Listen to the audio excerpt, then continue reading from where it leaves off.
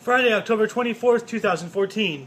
About 7% of all volcanic eruptions that have occurred within the past 10,000 years have taken place in Japan, a small island nation of 127 million people. With that said, 95% of that 127 million is at risk of yet more disaster on a scale they have yet to see.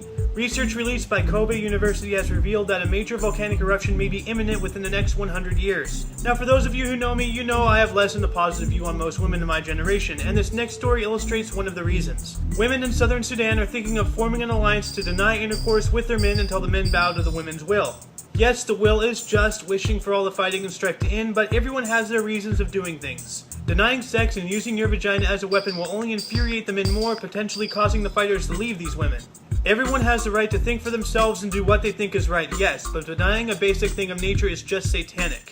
20 years in the making, a scientific breakthrough has finally happened. Not once, not twice, but 3 times, separate occasions obviously. Australian surgeons at St. Vincent's Hospital in Sydney have transplanted non-beating hearts. All 3 surgeries are so far successful, reigning in a new era of organ transplanting. Even though the hearts had been allowed to stop beating and rest for roughly 20 minutes, this is just a small step in the allowance of 3D printing organs that will actually work and live. Apparently, the President of the United States of America is not a high priority. What with multiple successful break-ins of the presidential palace within the short span of slightly over a month? Now it has been discovered that private disputes between members of the Secret Service is more important than the safety of the Commander-in-Chief. Yes, this involves an incident that happened back in 2011 with several agents having been pulled from their post in order to settle a dispute with neighbors, but the fact still remains, with less security than the common bank branch, hard evidence of our president being just a figurehead is piling up. It is now a scientific fact. Britons have horrid teeth. This statement is backed up with recent archaeological discoveries revealing that the oral health of these people was better during the Roman era, despite the recent advancements in dentistry and tooth care. It looks like the red flags of communism are about to win. A $100 billion Asian infrastructure investment bank consisting of 21 countries is set to topple the World Bank and Asian Development Bank. This project is backed by China and India, one being a country that has been slowly plotting the overthrow and occupation of places like the U.S., and the other being full of tech support people with the computer know-how on how to do this. The future is bleak, but we allowed this to happen with our greed and ignorance. Perhaps my fellow United States citizens will realize in a few years just how unimportant their issues are once we have no freedom. Oh wait, we don't. We allow government and industry to chip away at it.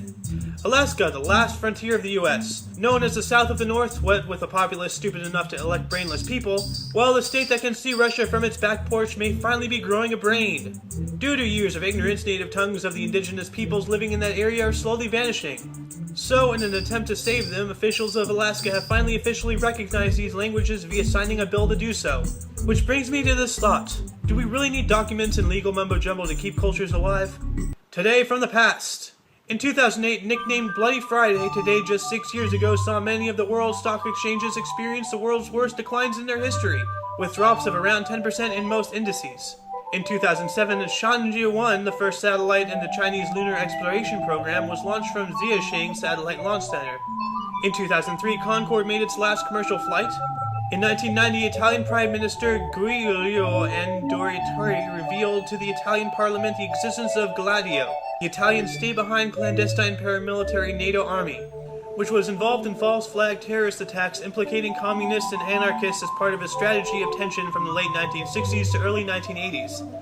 In 1949, the cornerstone of the United Nations headquarters was laid.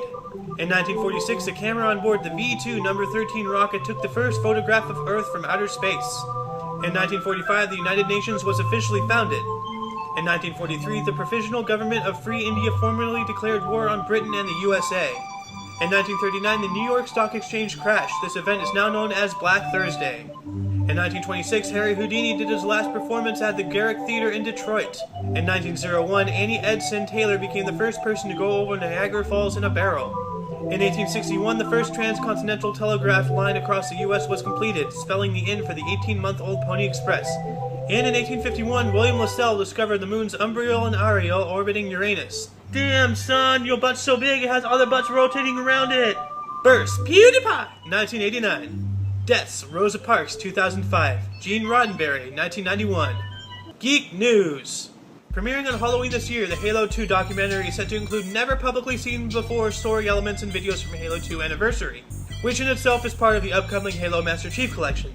Within this film, it will take the viewer through the process of remastering a game that is not even 10 years old into today's generation of games and technology. Prepare for the death of Minecraft. Microsoft is soon to be purchasing Swedish developer Mojang, including Minecraft and everything involved with it, for $2.5 billion.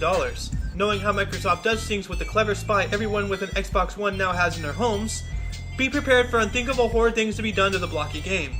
And here's some news for McFinkerton and Markiplier. Red Barrels, the company that brought popular survival horror game Outlast to people who are not me and can play games like that without soiling themselves, is working on a sequel. Yes, with the news of Five Nights at Freddy's 2 still ringing in our heads, this potentially brain-melting news may be just a tad too much for the average gamer. And that is it for the show today. Links to everything I've talked about, as well as more information on those stories, as well as more stories I didn't report on today's show, are in the underbar. Don't forget to look right and left at every intersection and rate 5 thumbs and subscribe. You will see me on Monday.